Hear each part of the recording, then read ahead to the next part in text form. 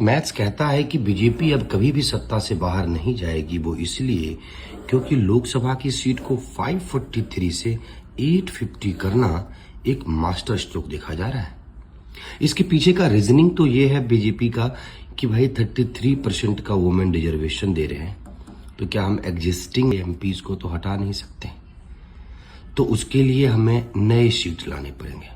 और उसके पीछे का जो कॉन्स्टिट्यूशनल अमेंडमेंट है, डिलिमिटेशन, आसान भाषा में ये कि अगर 1 लाख लोग पर एक एमपी है, तो भाई अगर आबादी बढ़ के हो गई है 3 लाख, तो एमपी की भी तो संख्या बढ़ानी पड़ेगी। यही है आसान भाषा में डिलिमिटेशन। तो इस बात से अपोजिशन को प्रॉब्लम क्यों हो रहा है, वो क्यों नहीं चाहते थे, ये बिल क्यों नहीं पास हुआ?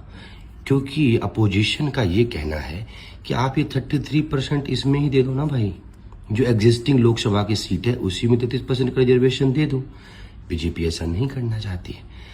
इसके पीछे एक बैकग्राउंड रीजन ये है कि नॉर्थ में ज्यादा बीजेपी का कंट्रोल है, आप जानते हैं, साउथ में उतना कम है। नॉर्थ में जैसे कि अगर आप बात करो बिहार, मध्य प्रदेश, राजस्थान, यूपी, हरियाणा, उत्तराखंड, इस सब सीट को मिला दोगे ना तो 206 सीट है सिर्फ नॉर्थ से। और जब बात होती है साउथ की, तो जैसे कि तमिलनाडु, कर्नाटका, केरला, तेलंगाना, आंध्र प्रदेश, ये सब सीट मिला के कितना होता है? 129 सीट। अब आबादी बढ़ी है ज्यादा नॉर्थ में। ज्यादा मतलब क्या कि यूपी में बढ़ गया है 20%, बिहार में 25%, लेकिन केरला में 4.9%, आंध्र प्रदेश में 11%। तो जब सीट का डिस्ट्रीब्यूशन होगा 850 ज्यादा, तो ज्यादा किधर बढ़ जाएगा? नॉर्थ वाले साइड में। साउथ में कम सीट आएगी। लेट सपोज करोगे अगर 850 में अगर मोस्टली अगर 2/3 अगर नॉर्थ साइड आ जाता है, तो बीजेपी हमेशा डोमिनेंस में रहेगी कि नहीं?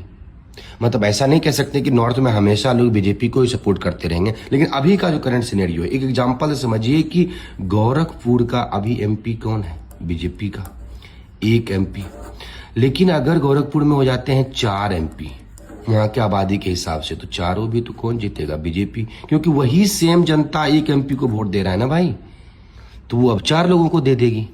तो नंबर ऑफ एमपीज जो है वो बढ़ जाएंगे किधर? भाजपा के लिए।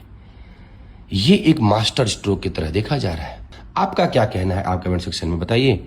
Thank you so much for watching. Hope it was